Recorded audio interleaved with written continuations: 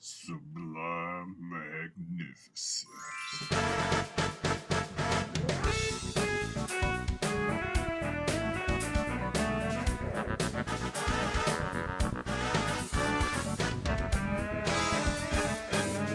Hey guys, you know who it is, what's going on, when it's happening, where it's at, and why we're here today. How you doing? It is I, the sublimely magnificent Big Ugly himself, Omari Ellis Feo Grande on YouTube, back with another episode that this guy hasn't seen. And as usual, I am joined by my co-host and running mate, one of my best friends in the world, El Director himself, Chill Bill Smith. Omar, it's good to be back. Thank you for having me. I love doing this little thing that we have going on where we trade the media back and forth between each other on things that we haven't seen. I love it. It gets me to pull out different things that I've seen that I want to show somebody, and we all love doing that. We all love showing somebody something that we love or hate or think is funny, to be like, do you agree? Please agree. And then sometimes it's not, and then oh, we're gonna fight about this one because I love this movie and now you don't like it, so now let's fight about it. And sometimes that can be fun. I love doing this. And then on the reverse side, as I've said on many times, it's so hard to pick something to watch sometimes. Making the one thing a week, that guaranteed new thing a week, something I have to watch, and it's appointment television in an age where I don't watch television. That every Wednesday at 6:30 I'm gonna be starting my movie. Sometimes it moves around, but that's about pretty consistent. So yeah, I love it. Thanks for having me back as always. Yes.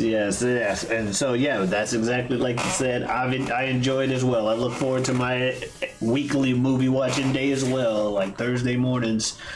Like, let's get up. Let's watch this. Oh, this is 3 hours. Maybe I'll watch it Wednesday night.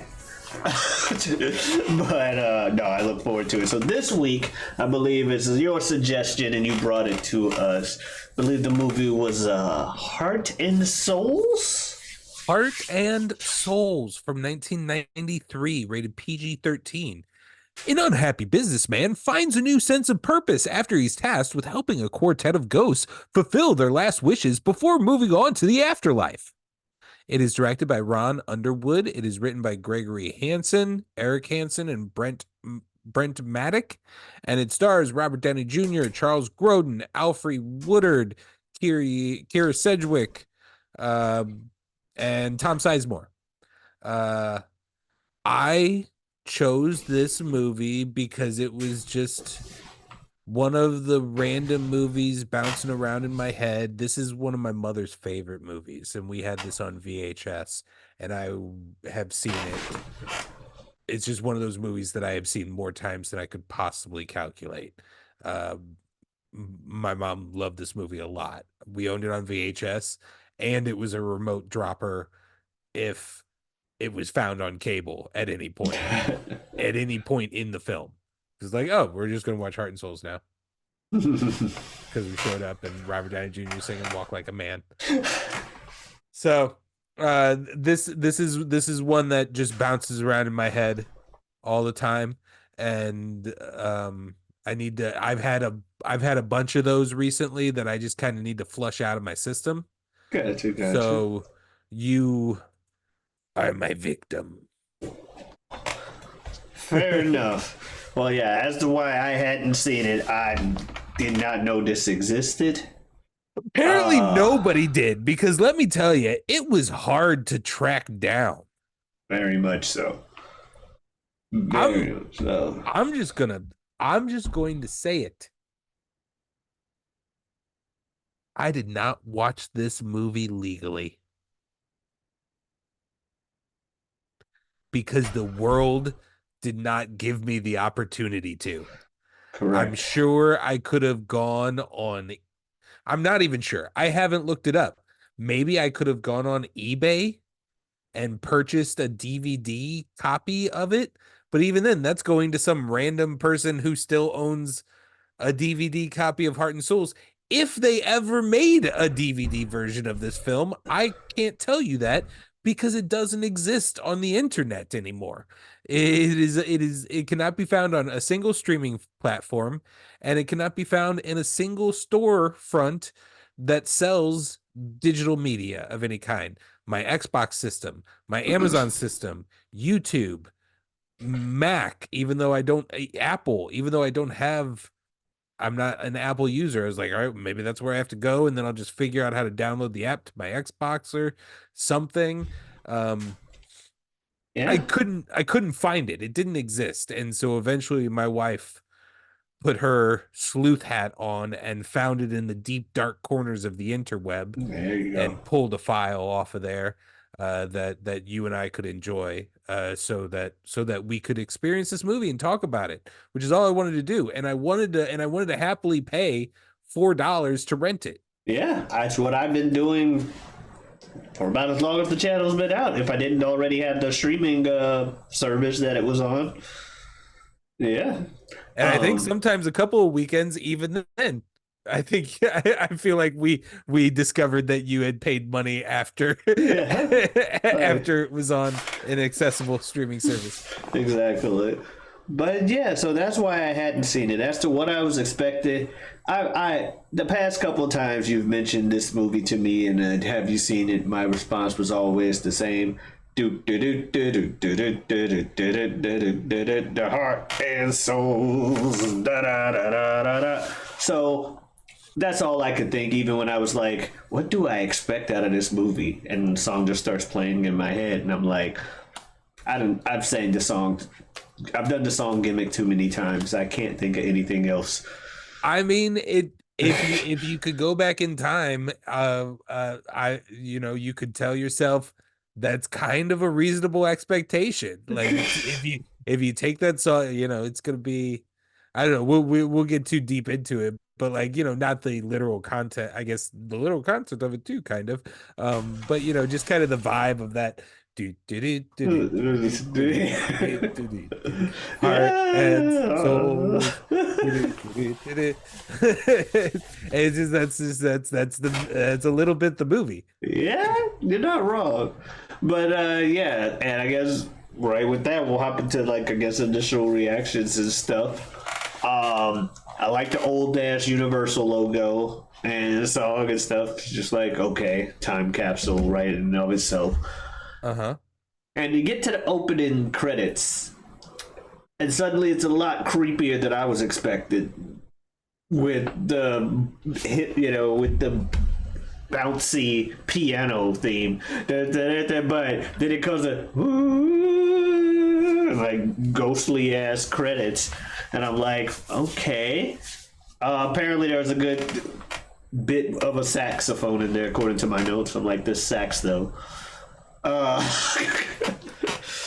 But yeah, the movie started off kind of weird because you got a dude interrupting a comedian to talk to a girl about getting with her, and I'm like, okay, that's a bit random. She goes and gets on a bus. Okay, don't think nothing of it.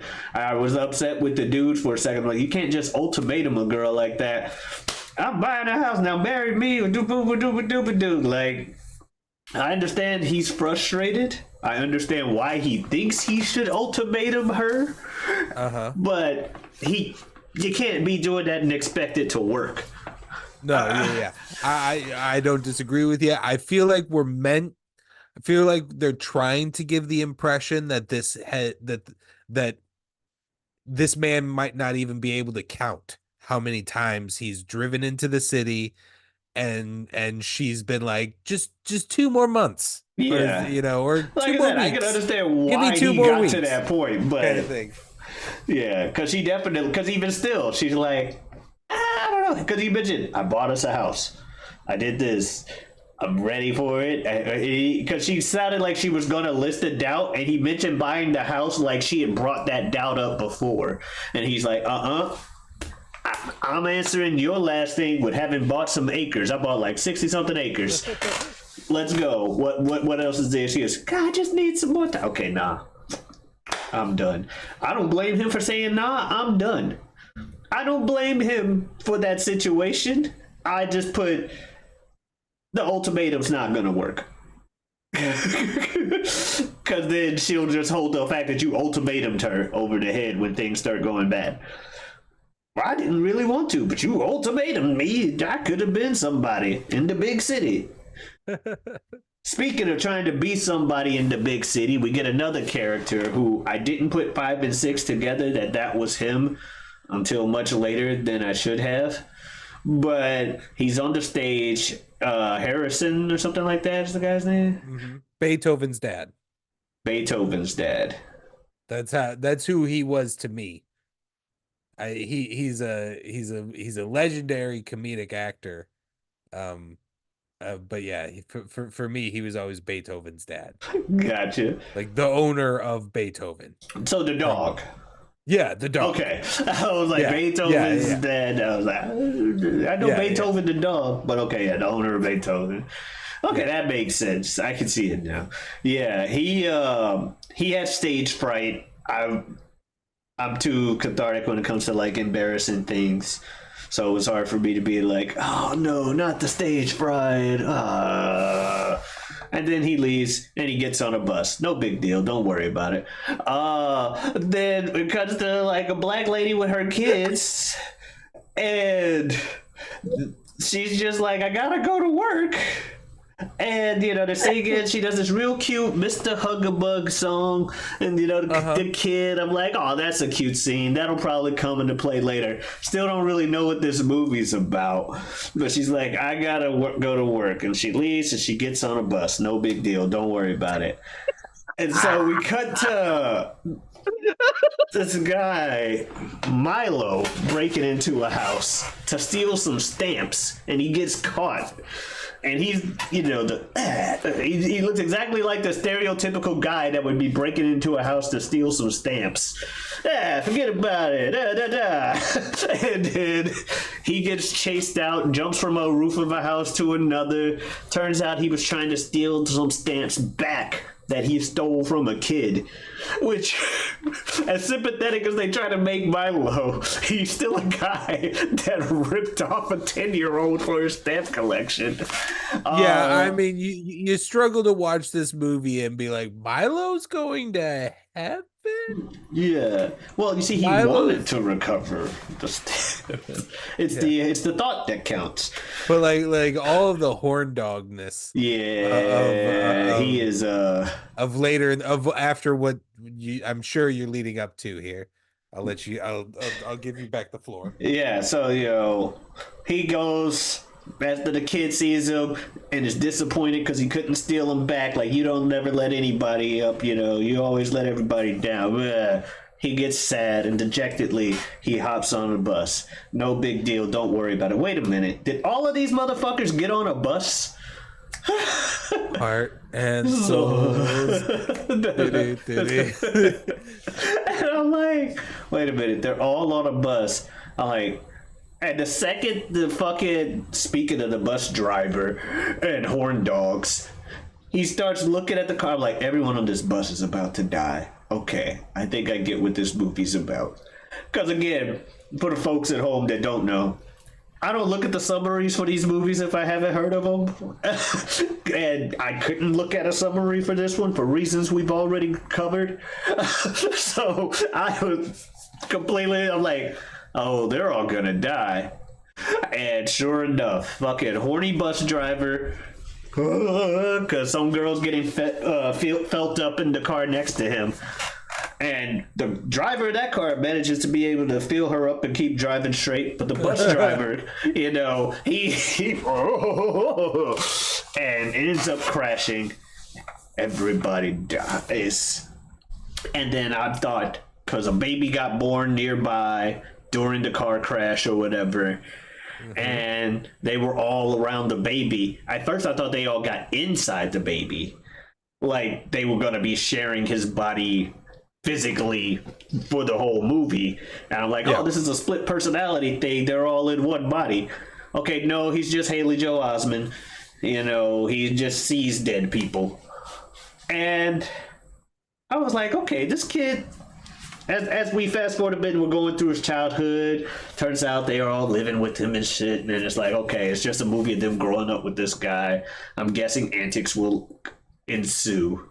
And it seemed that that was the case. It was just kind of like, funny antics with the kid and his ghost pals. The kid's kind of funny. 20 minutes into the movie. Yeah, so all the more reason for me to think that that's all it's gonna be is just this kid growing up with ghosts. Happy fun times, because it don't look like anything else is changing about the plot. But then they eventually get ready for a time skip because they realize the kid constantly acting like they're there. It's not good. The kid for looks his... insane. Yeah, it's not good for his public reputation. Especially when they're trying to sing Walk Like a Man. Interesting choice of theme for the movie.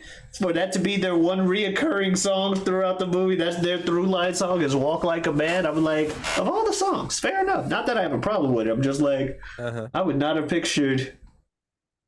Well, yeah, I guess it's got to be something from the late 50s. True. Or before. And then it's got that like if they really wanted some song that had that in it, then you're talking about like 4 or 5 songs. True. In the Jungle, it was already being used a lot around that time because Lion King. Yeah, Walk Like a Man. But they were singing that, but the kid, especially when they were singing it with the kid, they're all harmonic and stuff, and he just Walk like a man, talk like a man, walk like a man. I'm like, this kid's hilarious, but only as a movie character. He would be annoying as hell in real life. Like, oh my god, yeah, I know. But eventually, the class scene. With like, yes, I assume you have something to add, and then he goes up to the front of the class. The day was something. The air was filled with smoke and the stench of death. Like, that kind of just seemed like it would be fun to happen at least once, but if this motherfucker did this every day, like, oh my god. I don't know how I would feel. Part of me feels like I would be about it every day because I feel like whenever I had the chance, I tried to do shit like that. So I'm not going to sit here and be maximum hypocrite and hate on him for doing it. But every day, every time the teacher wants to talk about something, you got to go up there and put your narrative spin on it. Dude, sit out. We get it. You creative. But yeah, we fast forward. Eric Lloyd. That's the kid. Who is most famous for being the son in the Santa Claus films, and then also he is. I'll say his name sounds familiar. Little boy in Dustin Checks In. Fair enough. His name sounded familiar, but fair enough. Okay. Yeah, so we fast forward because the ghost eventually, like we said, they gotta say goodbye to him in a pretty sad scene. Because they do just kind of just go, hey buddy, goodbye. We're going away forever now. Yeah, like despite thoughts overall on the film, like regardless of what that might be,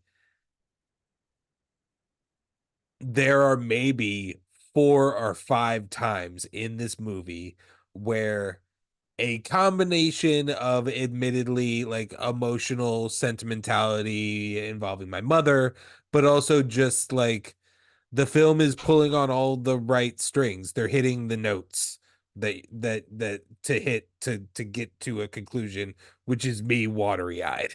Oh yeah. and it happens multiple times in this film. Yeah, but yeah, that goodbye scene, them just, we gotta go. Like, and these guys, like, to be fair, when I mentioned this kid being creative, he's drawing for however young he's supposed to be, pretty damn good pictures of him with all of them, like me and my 4 friends, and they're consistent in all the pictures and everything. Which, if he told people he was talking to Ghost as opposed to his invisible friends, maybe they'd be slightly more inclined to believe him with everything he had. Maybe still not because of Ghost. I mean, who believes in Ghost? But you get my point. Nonetheless, they go and he grows up. We fast forward. They didn't get to go anywhere. They can't leave a certain vicinity from the kid for whatever reason. They have to be next to him. And he eventually gets to adulthood. He convinced himself he was hallucinating. He's Robert Downey Jr. now. He's Robert Downey Jr. now, and he's still the Stark type serious businessman, you know, that fast talker, has had a lot of girlfriends, doesn't really want to commit to any of them type. He's Robert Downey Jr. in the movie, and the Ghost eventually and he's got relationship issues. The Ghost eventually find out from the bus driver that bus driver comes back.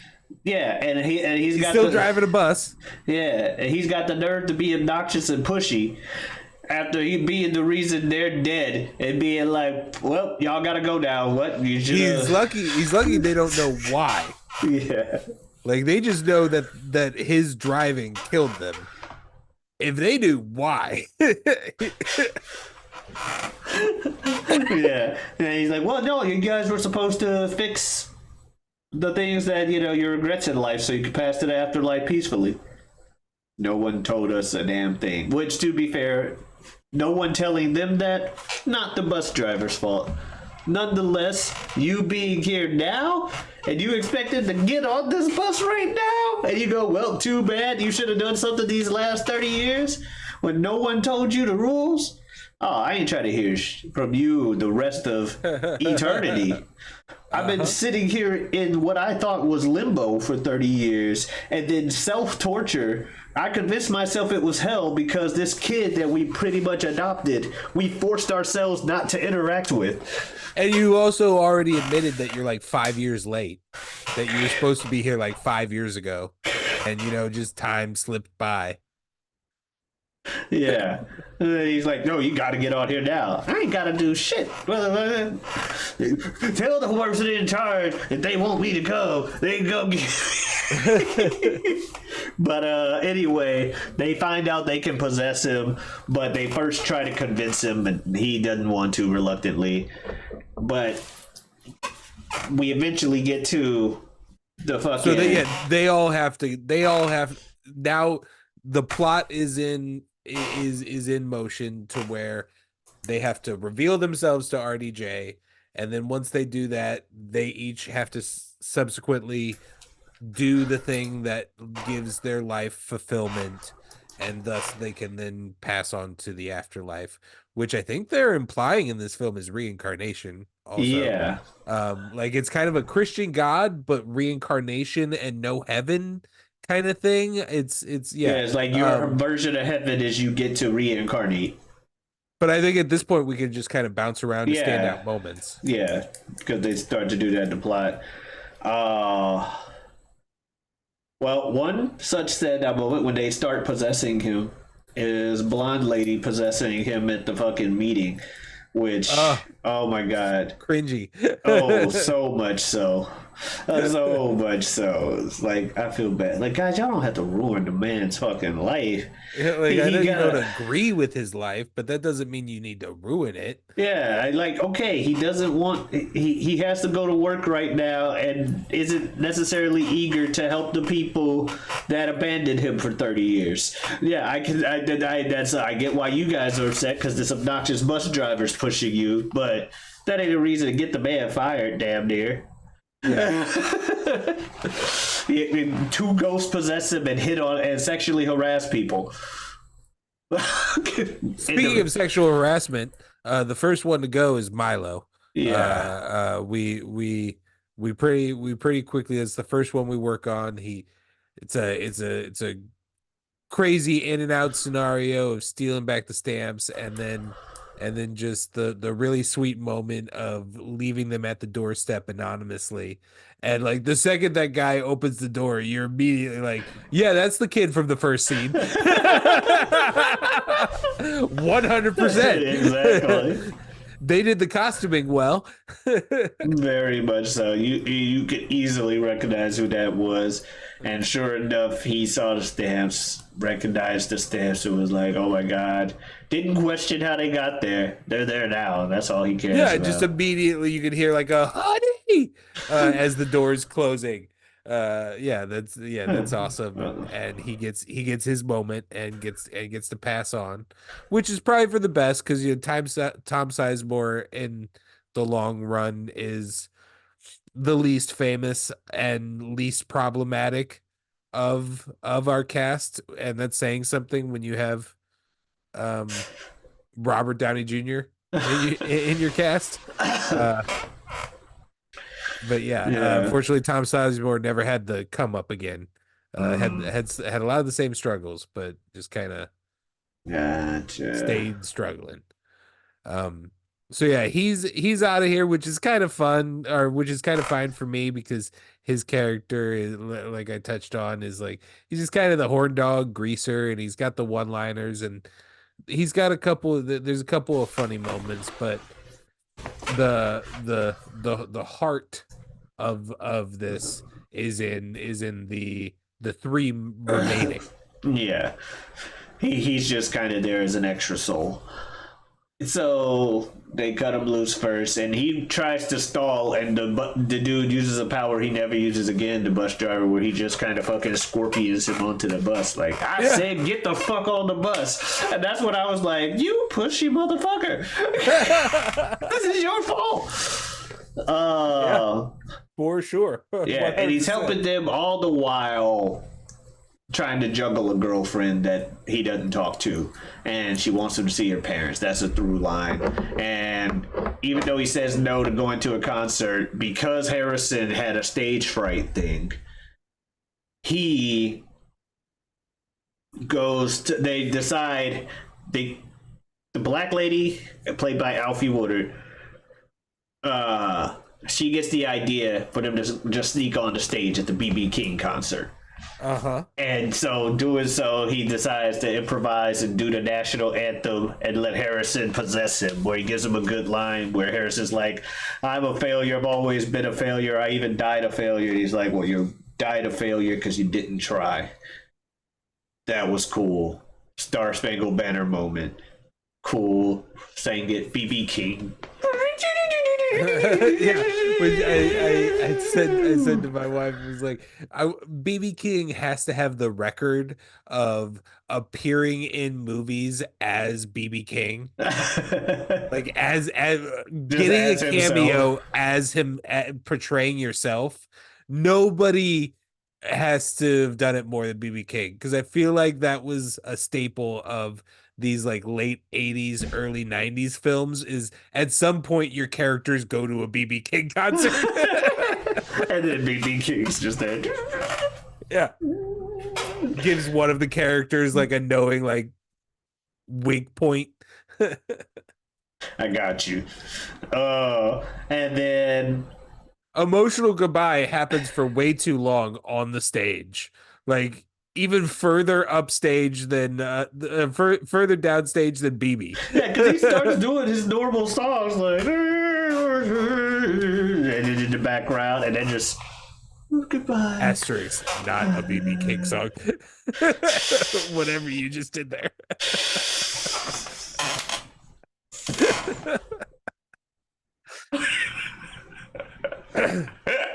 Hey, you know, copyrights and all that.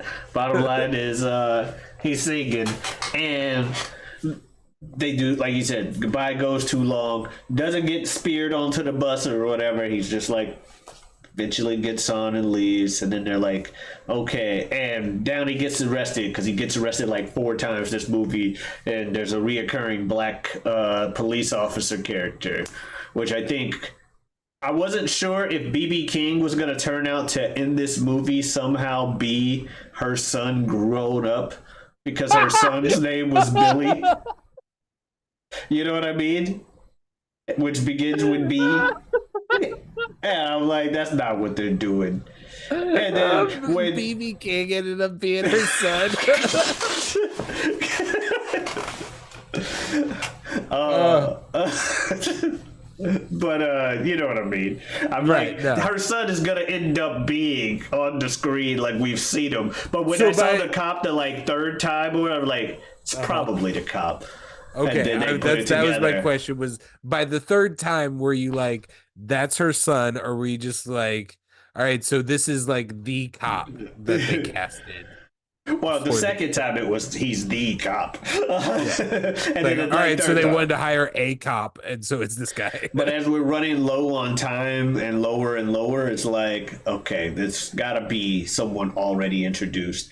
I also kind of got the last one right and wrong at the same time as well with old girl. But yeah, the cop turns out to be what's her name's son, and she's while he's trying to explain that he knew the dude's mom. I'm like, girl, will you stop pointing at your kid and just possess this man and say goodbye already? Because the cop dude's about to get really pissed off with all this shit he's saying.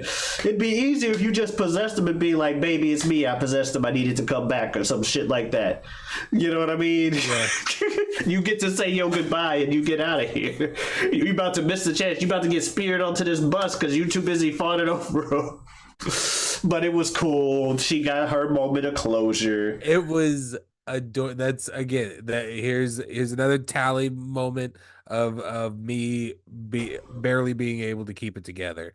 Alfie Woodard is so adorable in this scene. It's just like, my baby's a police officer. It's just like, I did look at really him. enjoy He's how so big. like I understood her like thing because again it's one of those things in characters, but I'm just like, girl, you go miss. They gonna take you away before you can actually say goodbye to your baby. You better hurry up and get do this and do it. You know what I mean? It's like get your chance to say goodbye. But that was cool. But when they kept mentioning what's his name's farm for the blonde lady, John's farm, I think it was, I was like, they keep pushing this off, and this bus keeps coming faster. They ain't gonna have time to go to John's farm. It's gonna be some other thing, and she gonna end up maybe helping Downey or something like that. She's like, you know what? Let me get you closer on your relationship because I'm not gonna do John. But turns out, while I was right, I was wrong in how they got there because they went to John's farm, but John was already dead.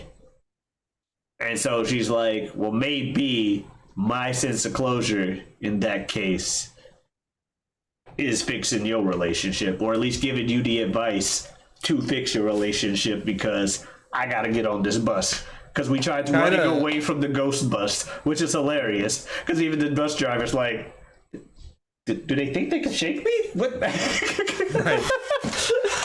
No, yeah, man. That scene is kind of brutally dark, in a indirect way.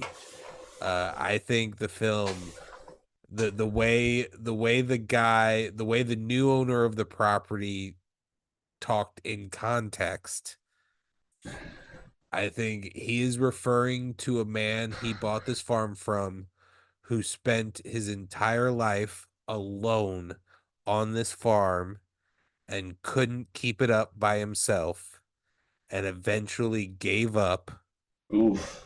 where he died in a small apartment in the city alone. Like, cause he was like, yeah, he could never keep up with this place, and blah blah blah blah blah. They found him an apartment in an apartment in the city. Yeah, I think this. I mean, but when you think about it, like, this is a man who we don't know how long him and Kira were courting, when we meet them in the movie, but he just gave her an ultimatum, and then threatened to never come back, and then within probably days receives word that she has passed, and then apparently never, yeah, we were basically told about a man who just lived a heartbroken life. And it's dark and gloomy. Yeah. It is kind of dark and gloomy, like you said. I did think it was funny when she's like, "I'll help you fix your relationship," and then Buster's like, "I like that. It has unity." Just like he's trying to comment on the decision. He's like, "I don't care what the audience says. This is why this is a good plot. This is a good plot point." Well, like yeah, and he says in this moment, he kind of reveals in this moment that it's all a grand design thing. Like it's supposed to be dramatic and big and last minute and you know there's supposed to be stakes to it and but it's also all predetermined and designed is kind of what he admits there in that final moment. Yeah. When Downey comes back to him all pissed of like, what the hell, man? It didn't, we can't do anything. He's dead. It'll be okay. It'll take place. These things like, are nah, he can't be dead. He can't be dead. And then yeah, eventually he's like, oh, then that can't be the thing. It's got to be a different thing. And yeah, it was. Yeah, that was cool. And then he hits him as he's leaving. Oh, we'll see you later. Maybe in 50, 60 years. I'm like, not the 50 to 60 years. This man's going to be so paranoid the last decade of his life. He knows for a fact that ghosts are real. But will he be bold as fuck until then? I mean, he goes on to be Iron Man, you tell me. But no, that was cool. I like little things throughout the movie, like little touches they did, like them chilling on the car just whenever someone's like driving the car, rather than be like cramped in the car, like two of them were like sitting on top of it or just chilling, just like driving through the street. I'm like, you know, I probably would do that too if I was a ghost and I had to stay in the vicinity of somebody. What am I gonna do? Fall off and die? No, I'm gonna chill on the car and ride around the city. Different perspective. But I would also hate being attached to somebody for their entire life while I'm a ghost and can't do literally anything. I can't even sleep. I can't even sleep. So I can't interact with the environment around me unless I possess this person against their will. I can't sleep. I can't eat.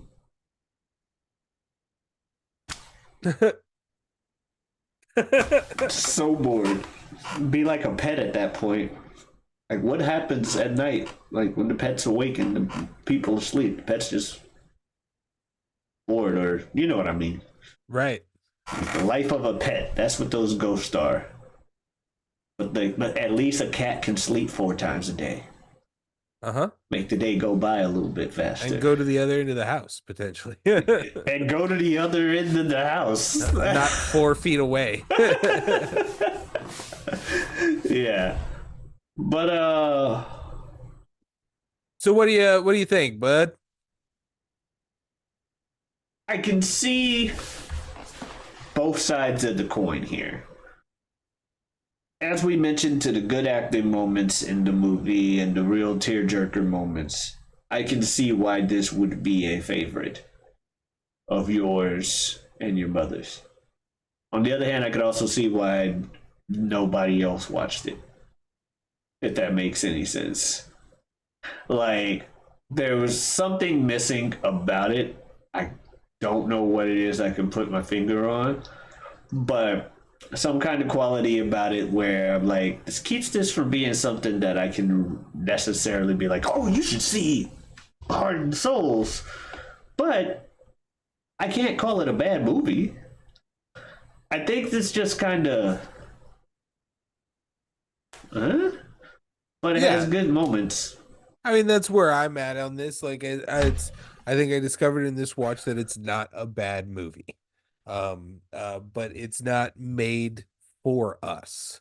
Like, I think the next time you're on a phone call with your mother, you could potentially say, have you seen Heart and Souls?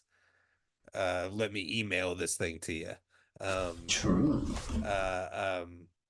Maybe rename it first.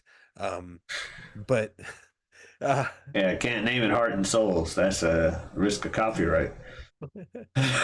um, but but yeah, you're not. This isn't made for us, and it's more of a it's more of a feel good schmaltzy kind of movie than what we would typically what road we would go down. Um, like normally if it's like this, it's probably a little bit more comedy to be a little bit like harder on the comedy. Um, instead of just being kind of it's it's a funny movie ish. Like it's because it's not serious. Yeah. But no, it is it's a fine movie. It's not something I would suggest to anyone. I would suggest it. This is the movie that I would suggest to people who don't like movies, like who don't like my movies Yeah. or the movies I like I think or that's a like good. like somebody who I know like the person that I would never suggest RRR to or a 3 hour character study Oscar bait film is probably going to get a suggestion of Heart and Souls. I can see that. That's a good. That's a good way to describe it.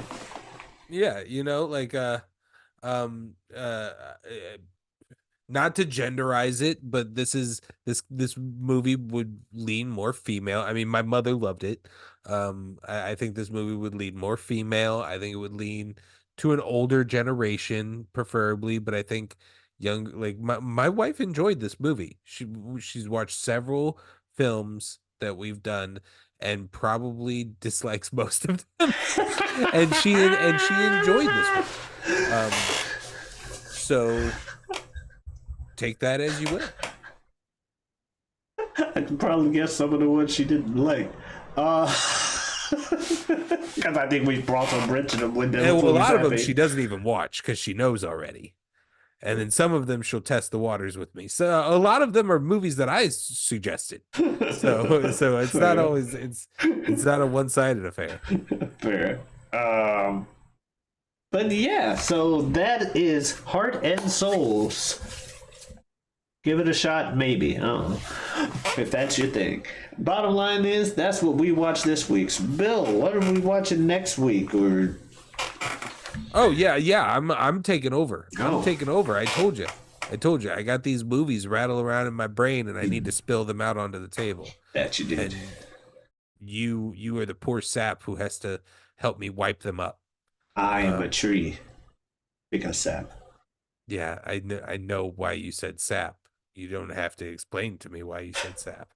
I knew why you said sap. Well, I told you why I said tree, actually. Well, that's yeah.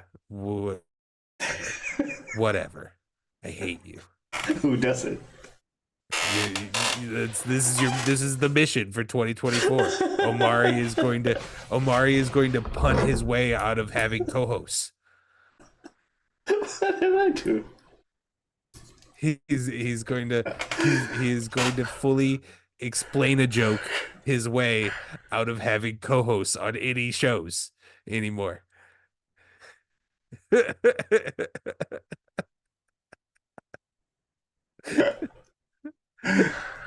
Anyways, I'm keeping the Bill nostalgia train a moving, and we're gonna pull another one out from so this one was one of my mother's constant VHS rotations. Next week we're going to do one of my constant VHS rotations, and that is Three Ninjas. Three Ninjas. Oh, like the surfers. Yeah. No, Oh. not the surfers, Oh. although that may come. Fair enough. Three Ninjas. These are Three Ninjas. T.I. All right, so that is what we will see next week. Three Ninjas. If you want to see other stuff of ours, you can watch it on the channel. You can also catch us on Saturdays. We got a show called You Don't Watch Sports. Two guys talking about 3 topics of sports, help you sprinkle a little information into your sports conversation as we're your guiding light through the sea that is sports talk. You can also find me elsewhere on YouTube on the Whatever We Want podcast. New episodes every week, every Wednesday. I do it with a good friend of mine and good friend of the show, Super Jazz. Super Jazz. Thank you very much, as nature intended. Yeah, we talk about just that, whatever we want. I also have a Twitter and Twitch at GioTavi. That is GIOTAVI. Come on in, stop on by. Streaming a lot more in 2024.